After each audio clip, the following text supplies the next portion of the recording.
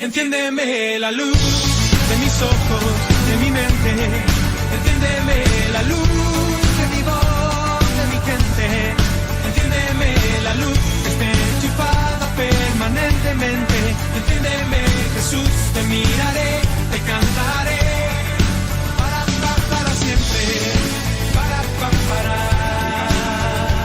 Para siempre.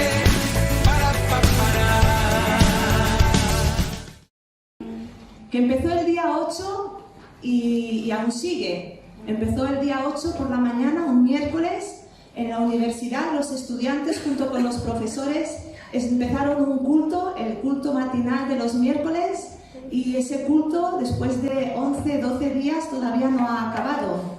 Y miles de personas son las que ya se han acercado hasta esa capilla en Kentucky, en la universidad, para poder disfrutar, ¿verdad?, de lo que allí está ocurriendo. Milagros, sanidades, un derramamiento del Espíritu Santo espectacular, sobrenatural. Y bueno, hoy en día, pues con las redes sociales, la verdad es que podemos disfrutar de ello en directo. Yo recuerdo que cuando era jovencita, un poco más jovencita que ahora, cuando era jovencita, para allá al año 95, 96, hubo un avivamiento también así muy nombrado en Toronto, y yo recuerdo que pensaba, lo que daría por estar allí. Si tuviera dinero, cogería un avión y iría para experimentar lo que Dios está haciendo, porque claro, cuando las noticias llegaron aquí, como que allí ya estaba acabando ese mover tan espectacular que el Señor había empezado en aquel país y que luego se extendió al resto del mundo. De hecho, conozco pastores en el sur de España y en el centro que estuvieron en ese avivamiento y vinieron con una unción fresca y poderosa del Espíritu Santo. Y cuando yo me enteré, el día 9, el día 8 empezó este culto, y el día 9 las redes sociales ya echaban humo, el Protestante Digital, todos los diarios y periódicos evangélicos digitales y cristianos estaban haciéndose eco ya de ese avivamiento que había empezado hacía 24 horas, ahora ya hace 11 días, ¿verdad? Y estaban haciéndose eco diciendo, algo está ocurriendo. Yo os voy a leer una reseña del Protestante Digital, del periódico cristiano que en estos días se ha escrito. Dice, hace 10 días parecía una jornada habitual en la Universidad de Asbury, en Kentucky, en Estados Unidos. Como cada mañana de miércoles, la capilla acogía el culto semanal. Esa reunión, sin embargo, no terminó en su hora planeada. De hecho, todavía no ha terminado. Tras terminar el sermón, muchos siguieron cantando, siguieron orando. Profesores y estudiantes comenzaron a sentir que algo especial estaba ocurriendo allí. Desde entonces, miles de personas se han acercado hasta la capilla de Asbury para participar en lo que muchos están definiendo como un avivamiento. En tiempos de redes sociales, pronto se ha convertido en uno de los temas más comentados entre cristianos que siguen con mucha curiosidad y también con mucha emoción lo que está ocurriendo en esa universidad.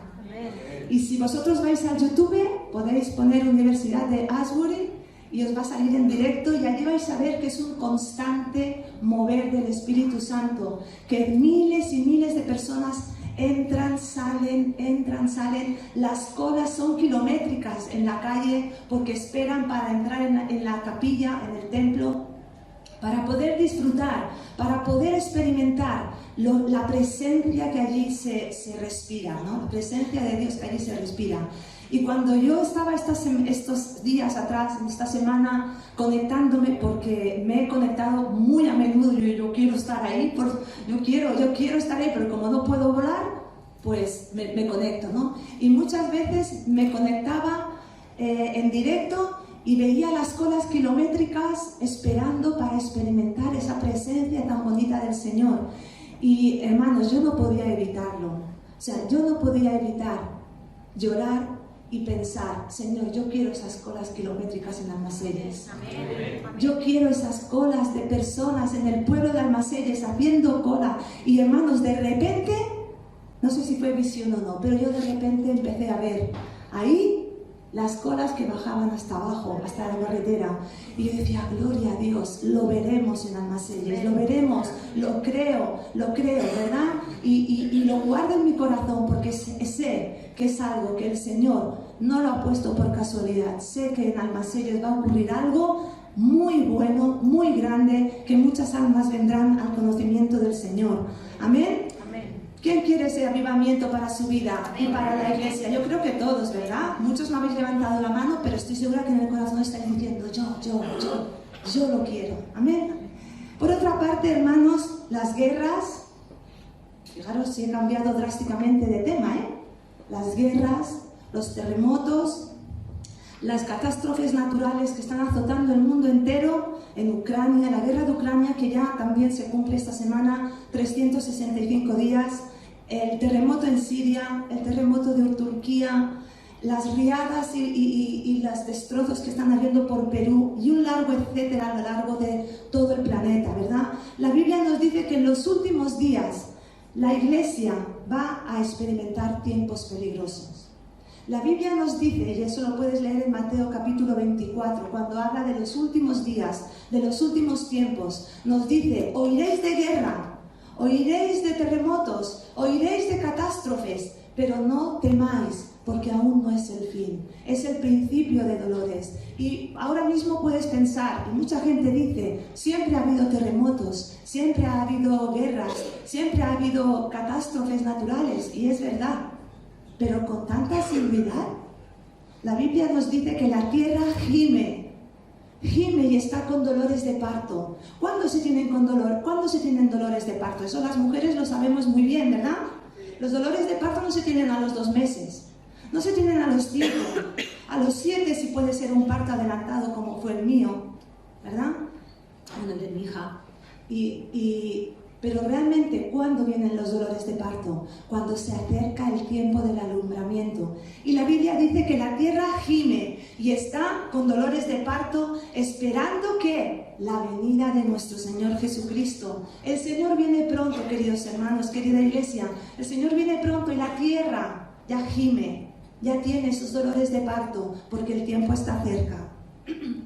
Pero aún así, la Biblia nos vuelve a decir que en esos últimos días, que en estos últimos tiempos en los que la venida de nuestro Señor está cerca, la Iglesia también va a experimentar un mover sobrenatural como nunca antes visto, ¿verdad?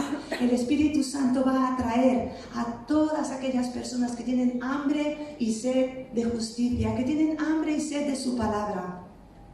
En medio de la tribulación, perdonadme si se me va la voz también, porque pastor está ahí que me lo va contagiando, pero yo aguanto, con el jengibre aguanto. En medio de la tribulación, sin embargo, Dios tiene buenas noticias para su pueblo. ¿Quién tiene esas buenas noticias? Yo tengo buenas noticias, tú tienes buenas noticias. Aquellos que hemos conocido a Jesús, tenemos esas buenas noticias.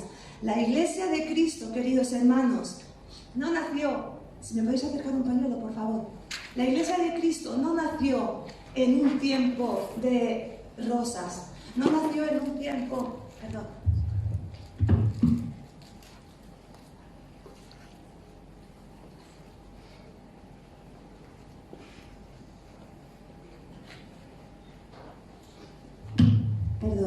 La Iglesia de Cristo no nació en un tiempo de rosas, no nació en un tiempo de ¡ay, qué bendición, qué bien nos va todo!, ¿verdad?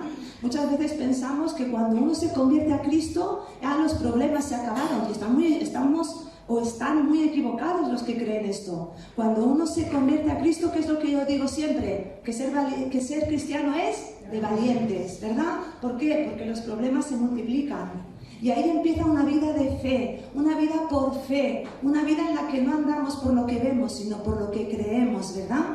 Y la Iglesia de Cristo empezó en un tiempo en el cual, bajo el Imperio Romano, empezó a ser perseguida como nunca antes. La Iglesia, los discípulos fueron perseguidos de una manera terrible. ¿Por qué? Porque había un propósito. Muchos podemos pensar, ¿cómo puede ser que los discípulos fueran perseguidos de aquella manera? Que muchos de ellos fueran apedreados, fueran muertos, fueran asesinados. ¿Por qué? Porque había un propósito y era el que huyeran a otros lugares del mundo. ¿Para qué? Para justamente llevar el Evangelio. La persecución ayudó a que el Evangelio no se quedara en Jerusalén, sino que saliera y se dispersara por toda Asia y el mundo entero. El Señor le dijo a sus discípulos, y esto lo podemos ver en el capítulo 2 del capítulo 2 de Hechos, podemos ver cómo los discípulos, después de aguardar en Jerusalén, perseveraron unánimes en oración y en ruego. Recibieron la promesa del Padre y después de haber sido llenos del poder del Espíritu Santo, ¿qué hicieron? Hablaron en nuevas lenguas. Y podemos leerlo, y lo podéis leer en vuestra casa, queridos hermanos, que cuando fueron llenos del Espíritu Santo, dice que en aquella sala, en aquel lugar donde ellos estaban reunidos, de repente, ¿qué ocurrió? Hubo un estruendo, hubo un temblor, y que la casa, ¿verdad?, se llenó de un viento recio, y de repente nuevas lenguas fueron asentadas sobre sus cabezas, y empezaron a hablar en otros idiomas, en otras lenguas que ellos no habían estudiado. Pero fijaros que en aquel tiempo, en aquella ciudad, en Jerusalén, había gente de otros lugares, se celebraba la fiesta de Pentecostés. Y dice la palabra del Señor, dice que los que estaban allí estaban atónitos y maravillados, diciendo, mirad, ¿no son galileos estos que hablan?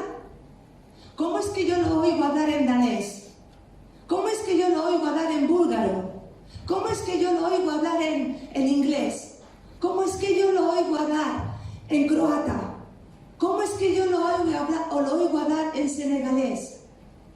Empezaron a hablar en otras lenguas, según el Espíritu les daba que hablasen. Y todos los que estaban en aquel lugar empezaron a oír en sus propios idiomas las maravillas de Dios, las buenas noticias de Jesucristo. Desde entonces, lo estoy pasando mal hoy,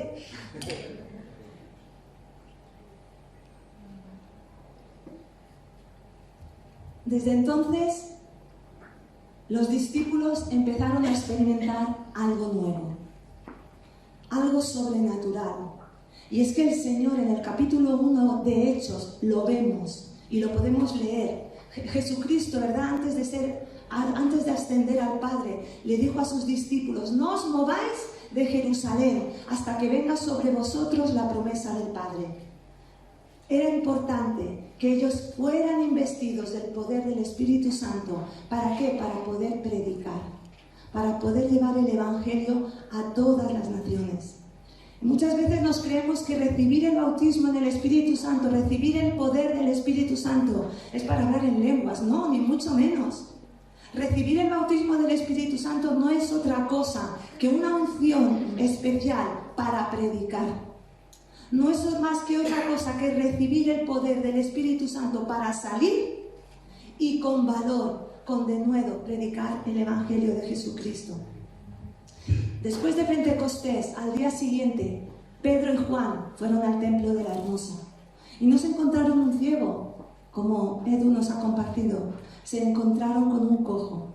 Y ese cojo llevaba 40 años en la puerta de la Hermosa, en la puerta del templo, pidiendo limosna. Y dice que cuando pasaron Pedro y Juan, el cojo los miró, como pidiéndoles, y seguramente les pidió esa limosna, ¿verdad?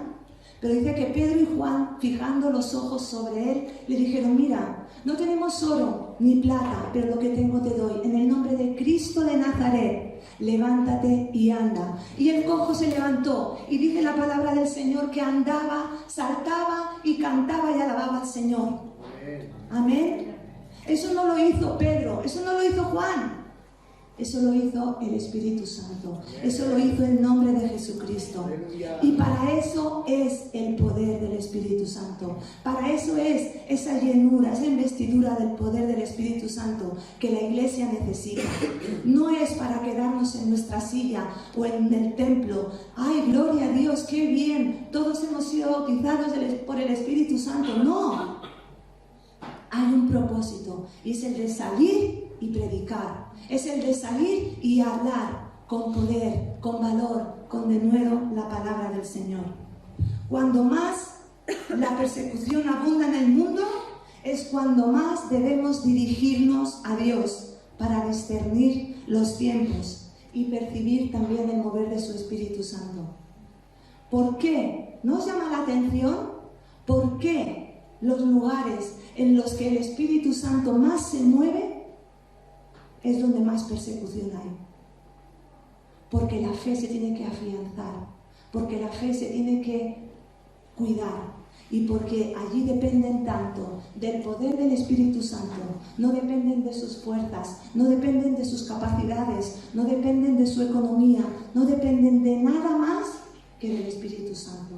Y ahí es donde el Espíritu Santo se mueve con poder. Por eso, hermano y hermana, eres vituperado, eres perseguido, eres insultado, eres señalado por creer en Jesús. Glorifica al Padre, porque dice la palabra que bienaventurado eres cuando por causa de Él estás recibiendo ese trato. Amén. Cuanto más perseguida es la iglesia, más debemos buscar la dirección del Señor. Vamos a leer en el capítulo 4 de Hechos, capítulo 4, versículos del 18 al 20. Y aquí vemos, después de que ese cojo en la puerta de la Hermosa fuera sanado, ¿verdad?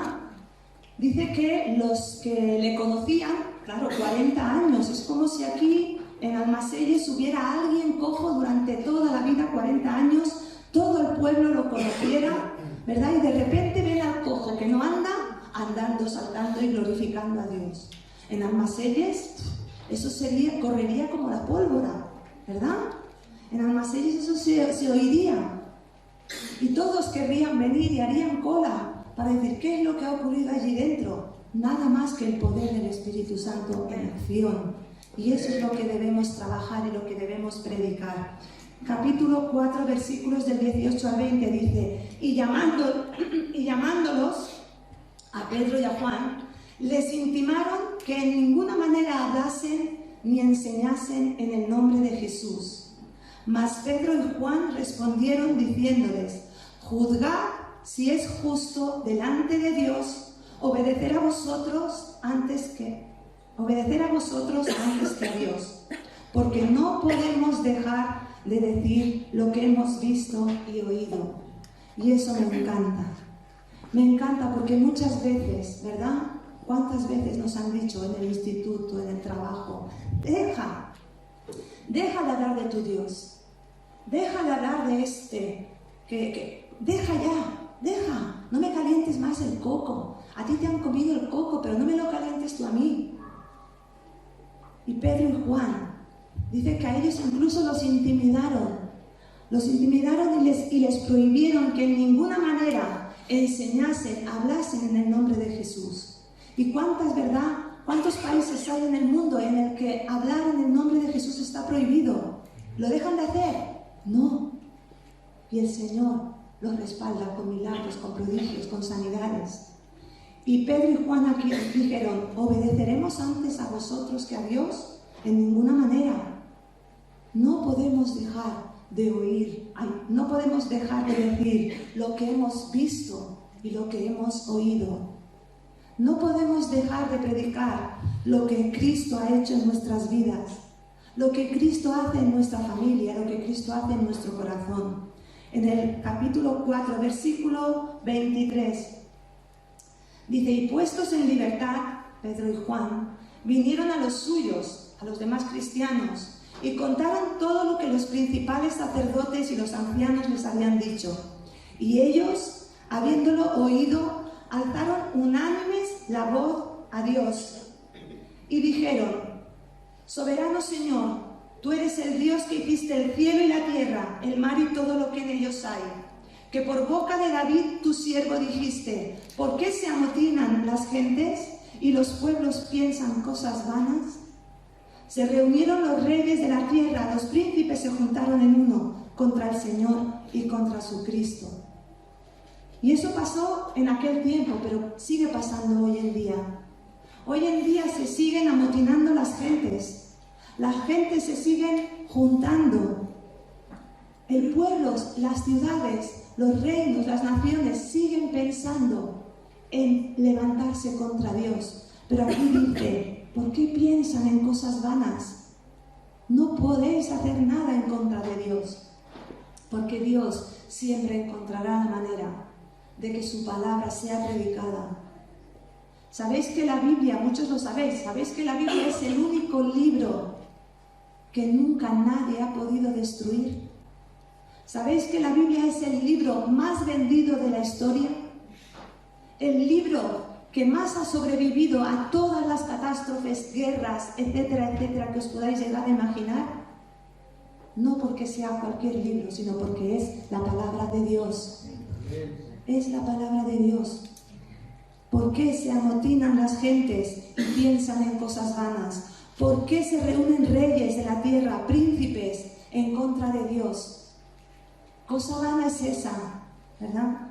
El versículo 29 dice, sigue la oración de Pedro y de Juan. Dice, y ahora, Señor, mira sus amenazas y concede a tus siervos que con todo denuedo hablen tu palabra, mientras extiendes tu mano para que se hagan sanidades y señales y prodigios mediante el nombre de tu santo Hijo Jesús.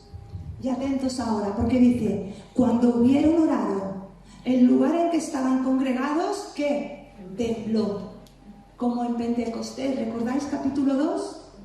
Dice, y todos fueron llenos del Espíritu Santo. ¿Y qué? ¿Se quedaron sentados? No. Dice, y hablaban con denuedo la palabra de Dios. Hablaban con valor la palabra de Dios. Y la multitud de los que habían creído era de un corazón y un alma. Y ninguno decía ser suyo propio nada de lo que poseía, sino que tenían todas las cosas en común.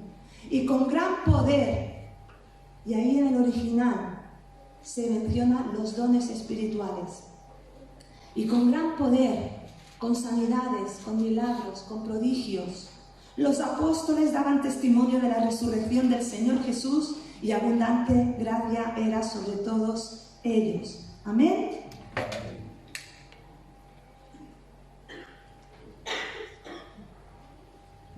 Queridos hermanos, yo también pienso, como el pastor decía la semana pasada, ¿verdad?, que hablaba de la iglesia de Antioquía.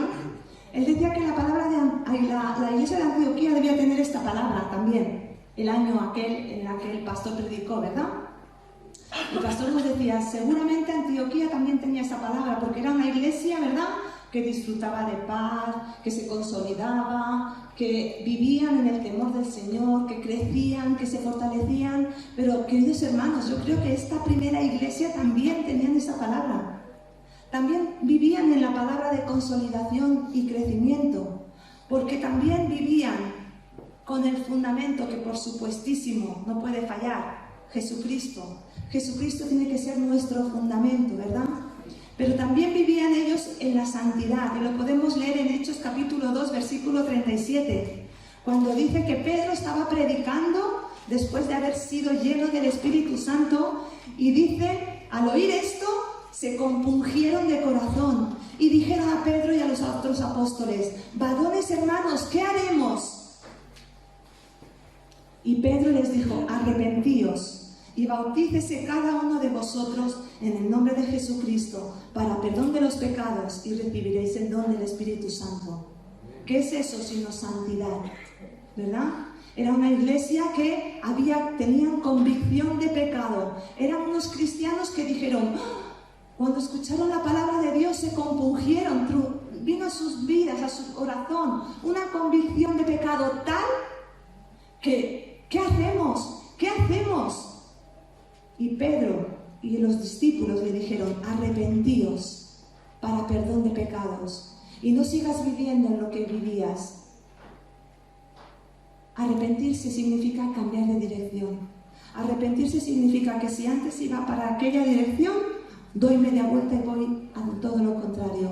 Arrepentirse significa que si antes bebía como un cosaco, ahora lo máximo que me tomo es un cafecito, porque quiero estar despierta, quiero estar bien para llevar la palabra, el evangelio, ¿verdad? Si antes me drogaba, lo dejo de hacer. Si antes mentía, dejo de mentir. Si antes robaba, dejo de robar.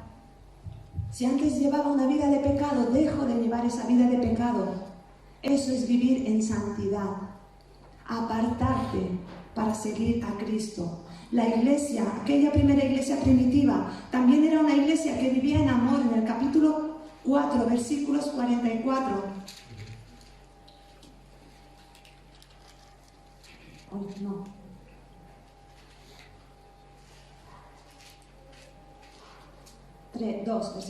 Capítulo 2, versículos 44 al 46. Dice: todos los que habían creído estaban juntos y tenían en común todas las cosas, y vendían sus propiedades y sus bienes y los repartían a todos según la necesidad de cada uno, y perseverando unánimes cada día en el templo y partiendo el pan en las casas, comían juntos con alegría y sencillez de corazón.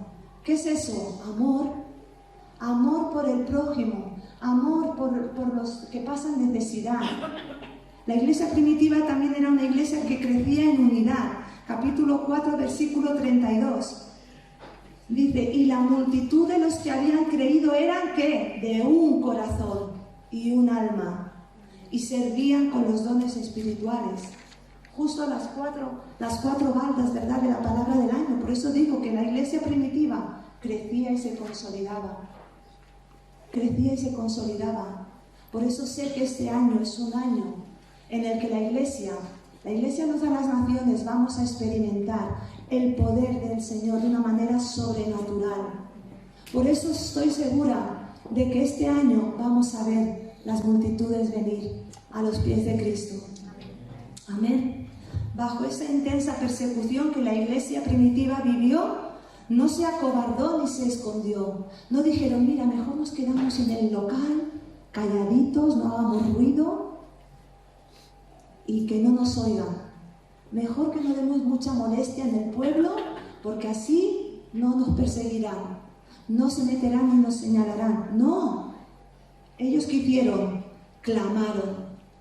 Ellos que hicieron, oraron a Dios y dijeron: Señor, concédenos que con todo denuedo, ¿qué es denuedo? Valor. Concédenos que con todo valor prediquemos tu palabra. Concédenos que con todo valor sigamos saliendo a las calles, sigamos saliendo a predicar, sigamos saliendo a evangelizar. ¿Qué resultado obtuvo su oración? Lo dice, ¿verdad? Cuando hubieron orado, el lugar en que estaban congregados tembló y todos fueron llenos del Espíritu Santo. Cuanto más perseguida es la iglesia, cuanto más señalada es la iglesia, más debemos orar, más debemos buscar al Señor en oración, más nuestro clamor debe levantarse, ¿verdad?, en humildad delante de Dios y ser llenos. Necesitamos buscar ser llenos del Espíritu Santo. Necesitamos clamar, hermanos, como lo hizo esa iglesia, la iglesia primitiva. No es suficiente con ser cristianos de domingo. No es suficiente con ser cristianos de jueves y domingo. No es suficiente con ser cristianos de grupo de hogar jueves y domingo. No. Tenemos que clamar cada día. Tenemos que quebrantarnos cada día delante del Señor y decir: Señor, concédenos que con todo valor prediquemos tu palabra, anunciemos tu evangelio. Si queremos que el Señor añada cada día a su iglesia a los que han de ser salvos, ¿verdad?, como pasaba en aquella iglesia, en la iglesia primitiva, en el capítulo 2, 47, dice: alabando a Dios y teniendo favor con todo el pueblo. Y el Señor hacía cada día, ¿qué? Añadía a la iglesia a los que habían de ser salvos. Eso es algo que nosotros estamos experimentando aquí, ¿verdad? Es algo que estamos experimentando, que de repente viene uno, de repente viene otro, de repente viene otro y dices: wow, ¿quién está haciendo esto? Esto no lo está haciendo nadie, esto lo está haciendo Él. Esto lo está haciendo Él, el Espíritu Santo. En el nombre de Jesús, las gentes tienen hambre. En el nombre de Jesús, la gente tiene sed de escuchar su palabra. No es por nuestras fuerzas, no es por nuestros méritos, no es porque seamos simpáticos, cariñosos, abrazadores. No. Es el Espíritu Santo el que está obrando en los corazones de las personas. Amén. No podemos quedarnos inmóviles frente a un mundo que cada día se levanta con más determinación y fuerza en contra de Dios, en contra del Espíritu Santo, en contra de lo que Dios está haciendo. Cada día el mundo se levanta con más fuerza, con más leyes en contra de la palabra de Dios. Y nosotros, como cristianos, ¿qué estamos haciendo? ¿Qué tenemos que hacer? Levantarnos en clamor, en oración, determinados, ¿verdad?, a que el Señor nos llene de su Espíritu Santo para que con todo valor, con todo denuedo podamos seguir predicando su palabra. ¿Qué pasaría si la Iglesia permanece inmóvil frente al aumento del mal en el mundo? ¿Qué pasaría si la Iglesia, ¿verdad?, se vuelve apática, pasando olímpicamente de lo que pasa ahí fuera? Mira, nosotros estamos aquí dentro bien, oye, los demás, los que están ahí, que se espabilen. No, el Señor vino a salvar a los que se habían perdido. Y nosotros no podemos quedarnos inmóviles, quietos, apáticos, pensando en que hoy alguien que conocemos puede morir y no conoce a Cristo. El otro día un hermano compartía que alguien se había suicidado justo cuando él pasaba por la calle. Hoy puede ser el último día para alguien que tú conoces. Hoy puede ser el último día para algún familiar. La vida no está en nuestras manos, pero sí que está en nuestras manos el predicar las buenas noticias de Cristo. Sí que está en nuestras manos el anunciar las buenas nuevas de Jesús. Sí que está en nuestras manos que cuando veamos a un familiar decirle, mira, sabes que Jesús te ama, que Él murió en una cruz por ti, que resucitó, que Él puede perdonar tus pecados, que puede hacer de ti una nueva criatura, que puede darte vida eterna, que la vida en este mundo es pasajera, es efímera, pero hay una vida eterna, la cual Cristo quiere para ti. Eso sí que podemos hacerlo, pero solamente con el poder del Espíritu Santo. En un momento en el que el enemigo, en este mundo, y todos sabemos quién es el enemigo de nuestra alma, ¿verdad? Todos lo sabemos. Dice la palabra del Señor que en estos últimos días, más que nunca, Él va a oscurecer las mentes con engaños. Va a cerrar los ojos para que no vean. Va a cerrar los oídos para que no oigan. Y nosotros, ¿verdad?, tenemos que levantarnos con un clamor como iglesia. Una iglesia avivada por el fuego del Espíritu Santo, que va a hablar con valor, con denuedo la palabra de Dios. El Señor en estos días oraba y me recordaba una palabra que nos dio hace 4 o 5 años, no recuerdo muy bien. Me parece que fue en el 17 o 18. Y el Señor nos decía, se ha acercado aquellos días y el cumplimiento de toda visión. El viento del Espíritu Santo está soplando en luz a las naciones. Una unción especial para esta iglesia. Una unción para sanar, para restaurar y para anunciar mi palabra. Y el Señor nos daba Ezequiel capítulo 12. Y cuando fui a Ezequiel capítulo 12, la palabra del Señor era, muchos dicen que esa visión es para dentro de mucho. Muchos dicen que esta visión es para dentro de muchos días. Pero yo os digo, dice el Señor, que esa visión es para estos días. Que esa visión es para estos días. Y yo le decía, Señor, lo creo porque realmente es lo que estamos viviendo en Luz a las Naciones. Lo creo porque realmente cuando pienso, y ahora me lo vais a permitir, en Angelita, cuando pienso en Belén, ¿dónde está? En la escuelita dominicana. Cuando pienso en Iskra, en su hija María, cuando pienso en Tony, cuando pienso en Jolie, cuando pienso en tantos y tantos hermanos en los cuales el Señor ha obrado con sanidad. Donde había pólipos ya no los hay. Donde había quistes ya no los hay. Donde había piedras en la vesícula ya no las hay. Donde había un cáncer ya no lo hay. Y así sucesivamente, ¿verdad? Y el Señor nos decía, es el tiempo para que en esta iglesia sucedan milagros. Y fijaros, yo pensaba en estos hermanos y en tantos otros que habéis recibido sanidad, que habéis recibido un milagro del Señor. Y yo le decía, Señor, el cojo fue y a todo el mundo, Cristo me ha sanado. Jesús me ha sanado. ¿Nosotros lo estamos haciendo? ¿Estamos llevando esas buenas noticias a la gente que nos rodea? ¿Estamos predicando el Evangelio? Yo creo que si cogiéramos, ¿verdad? Y dijera, mira, el Señor me ha sanado, voy a otra persona y digo, oye, mira, que yo no puedo dejar de decirte lo que he experimentado, lo que he oído y lo que he visto. Cristo me ha sanado, me ha quitado esas piedras de vesícula que tenía de repente. Hermanos, esta semana Iskra compartía que tenía unos pólipos en las tiroides de 6,5 milímetros desde Bulgaria. Y ella un día estaba en el culto de oración y sintió que su garganta le quemaba. Esto hace meses. Y su garganta le quemaba y ella sentía que el Señor estaba sanando su tiroides. Todos sabéis que la tiroides no se cura, es de por vida. Y ella me dijo, pastora, siento que mi cuello está quemándose, fuego. Creo que el Señor me está sanando. Pero no voy a decir nada, me dijo, hasta que no tenga los análisis. El jueves le dieron los análisis y la doctora le dijo, ¿qué has hecho? Ella dijo, nada. Sana. No hay pólipos, no hay tiroides, no hay nada. Gloria a Dios. Amén. Ese es nuestro Dios. Yo creo que se merece un aplauso, ¿no? Un aplauso para la gloria de Dios. Aleluya. Amén. Hermanos, tenemos testimonios del poder de Dios. Ahora estamos esperando los resultados del TAC de María. Porque ya hace un mes que la doctora le dijo que yo no tenía cáncer, pero dijo, pero necesito hacerte la última sesión, necesito hacerte las últimas pruebas por protocolo.